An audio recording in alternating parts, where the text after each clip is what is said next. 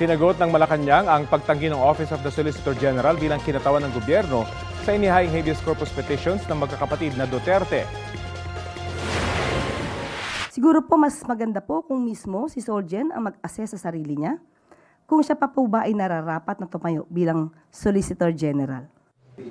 Sabi ni Palace Press Officer Undersecretary Claire Castro, hindi pa naman napag-uusapan kung papalitan si Solicitor General Minardo Guevara dahil dito. Para kay Guevara, si Pangulong Bongbong Marcos na ang bahala dito. Hindi lang naman daw abogado ng gobyerno ang OSG, kundi tagapagtanggol din ng mga karapatan ng mamamayan. Marami pa raw ibang kasong hinahawakan ng OSG para sa gobyerno.